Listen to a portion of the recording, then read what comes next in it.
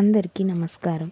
మార్గశిర లక్ష్మీవార వ్రత కథ గురించి ఇప్పుడు మనం తెలుసుకుందాం. కాబట్టి భక్తి శ్రద్ధలతో ఈ కథ వినండి. పూర్వం కళింగ దేశమందు ఒక బ్రాహ్మణుడు కలడు. అతనికి సుశీల అను ఒక కూతురు కలదు. ఆమెకు చిన్నతనమున తల్లి చనిపోయినందున సవితి తల్లి పిల్లని ఎత్తుకోమని చెప్తూ కొంచెం బెల్లం ఇచ్చేది. ఆ సుశీల సవితి పిల్లలను ఆడిస్తూ ఇంటి వద్ద సవితి తల్లి మార్గశిర లక్ష్మీ పూజ చేయుట చూసి ఆమె కూడా మట్టితో మహాలక్ష్మీదేవిని చేసి జిల్లేడు పూలతోనూ ఆకులతోనూ పూజ చేసి ఆడుకోమని ఇచ్చిన బెల్లం నైవేద్యం పెడుతూ ఆడుకునేది సుశీల. ఇలా కొన్నాళ్లకు సుశీలకు వివాహం అయింది. అత్తవారింటికి పోతూ తాను తయారు చేసుకున్న లక్ష్మీదేవి మట్టి బొమ్మను తీసుకువెళ్ళింది. ఇలా వెళ్ళిన వెంటనే కన్నవారు నిరుపేదలైనారు. ఈమె అత్తవారిల్లు మహా ఐశ్వర్యం అనుభవిస్తున్నారు. పుట్టింటి వారు కటిక దరిద్రులైన సంగతి తెలుసుకొని సుశీల చాలా బాధపడుతుంది. తల్లి దరిద్రమును భరించలేక కొడుకును పిలిచి, నాయనా, నీ అక్క ఇంటికి వెళ్ళి ఏమైనా డబ్బు తీసుకురమ్మని చెప్పి పంపించెను.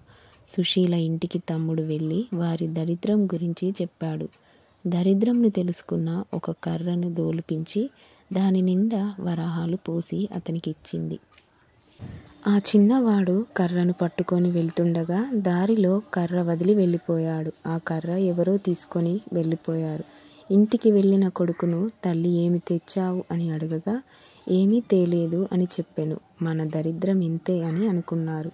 కొంతకాలం తర్వాత సుశీల తమ్ముని పరిస్థితి అడిగి తెలుసుకుంది. వారి దరిద్రంలో ఎటువంటి మార్పు రాలేదని తెలిసి ఒక చెప్పుల జత తెప్పించి వాటిలో వరహాలు పోసి కుట్టించి వాటిని గుడ్డ చుట్టి తమ్మునికి ఇచ్చి అది తీసుకొని వెళ్ళి తండ్రికి ఇమ్మని చెప్పాను. సరే అని తీసుకొని వెళ్ళి మార్గ మధ్యలో దాహం వేసి ఒక చెరువు గట్టును చెప్పుల మూట పెట్టి నీరు తాగి వచ్చేసరికి ఎవరో వాటిని తీసుకొని పోయారు. జరిగిన విషయం తల్లికి చెప్పాడు. తల్లి జరిగిన దానికి బాధపడి మన దరిద్రం ఇలాగెందుకు ప్రాప్తించినదో అని అనుకునేను. మరల కొన్నాళ్లకు కొడుకును పంపిస్తూ ఈసారి అయినా జాగ్రత్తగా తీసుకురమ్మని చెప్పాను. అక్కకు పరిస్థితి ఇది వరకు ఉన్నట్టే ఉందని చెప్పాను. అప్పుడు సుశీల ఒక గుమ్మడి పండు తెప్పించి తొలచి దాని నిండా వరహాలు నింపి ఆ పండు అమ్మకి ఇమ్మని చెప్పింది. సరే అని తీసుకువస్తుండగా సాయం సమయంలో ఒక చెరువు వద్దకు వచ్చి దానిని గట్టు మీద ఉంచి సాయం సంధ్యావందనం చేస్తూ ఉన్నాడు. ఇంతలో ఒక బాటసారి పండు బాగుందని పట్టుకొని వెళ్ళిపోయాను. ఆ కుర్రవాడు గట్టు మీదకు వచ్చి పండు వెతకగా పండు లేదు. ఏమి చేసేది లేక ఇంటికి వెళ్ళాడు. తల్లి ఏం తెచ్చితివి అని అడగగా జరిగింది చెప్పాను. తల్లి విచారించింది. కొన్నాళ్లకు తల్లి ఇంటి దగ్గర పిల్లల్ని ఉంచి కూతురు దగ్గరకు వెళ్ళాను. తల్లిని చూసి సుశీల వారి దరిద్రము తెలుసుకొని చింతించింది.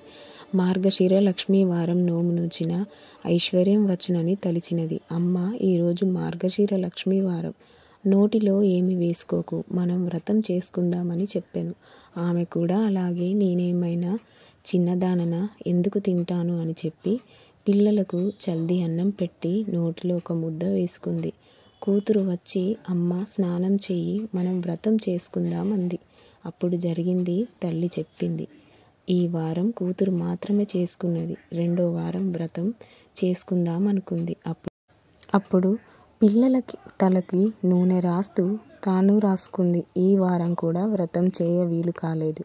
మరుసటి వారం అమ్మ ఈసారైనా జాగ్రత్త ఉండమని చెప్పింది. పిల్లలకు తల దువ్వుతూ ఆమె తల దువ్వుకొని వ్రతం చేయలేకపోయింది. కూతురు మాత్రమే చేసుకుంది. నాలుగో వారం ఈసారైనా చాలా జాగ్రత్తగా ఉండమని చెప్పి సుశీల తల్లి ఈ పని చేయకుండా ఉండటానికి ఒక గోతిలో కూర్చుండబెట్టింది. పని అయిన తర్వాత అమ్మను తీసుకొని వచ్చి స్నానం చేస్తే పూజ చేసుకుందామని పిలవగా తల్లి పిల్లలు అరటి పండు తిని నేను కూర్చున్న చోట అరటి తోలు వేశారు. నేను తోచక అది తిన్నా అని చెప్పింది. అయ్యో అని తలిచి కూతురు పూజ చేసుకొని 5వ వారం మార్గశిర లక్ష్మీవార వ్రతం ఆఖరి వారం. అప్పుడు సుశీల తల్లిని తన కొంగుకు కట్టుకొని పని పూర్తి చేసుకొని తల్లిచే స్నానం చేయించి వ్రతం చేయించింది. పూర్ణ కుడుములు తల్లిచే నైవేద్యం పెట్టించింది. కానీ మహాలక్ష్మి దూరంగా వెళ్ళిపోయింది. ఏమి అమ్మా అలా వెళ్ళిపోతున్నావు అని అడగగా, నీ చిన్నతనంలో నీవు బొమ్మలతో ఆడుకుంటుంటే మీ అమ్మ చీపురుతో కొట్టింది అందుకే అని చెప్పింది. అప్పుడు తన తల్లి చేసిన దానికి క్షమించమని ప్రార్థించింది. మళ్ళీ నీ తల్లిచే వ్రతం చేయించమని అదృశ్యమైంది మహాలక్ష్మి. సరే అని మొదటి వారం పులగం, రెండో వారం అట్లు తిమ్మనం, మూడో వారం అప్పాలు పరమన్నం, నాలుగో వారం చిత్రాన్నం గారెలు, పుష్యమాసంలో మొదటి వారంలో పూర్ణపు కుడుములు వడ్డించి తల్లిచే నోము చేయించింది. కథ అక్షింతలు తల మీద వేసుకున్నారు. అప్పటి నుండి ఆమెకు సకల సంపదలు కలిగి అంత్యమందున విష్ణులోకమునకు వెళ్ళెను. కథ లోపమైనను వ్రతలోపం కారాదు, భక్తి తప్పినను ఫలం తప్పదు. ఎవరైతే భక్తి శ్రద్ధలతో ఈ కథ వింటారో వారికి ఆ లక్ష్మీదేవి అనుగ్రహం తప్పకుండా కలిగి అష్ట ఐశ్వర్యాలు లభిస్తాయి.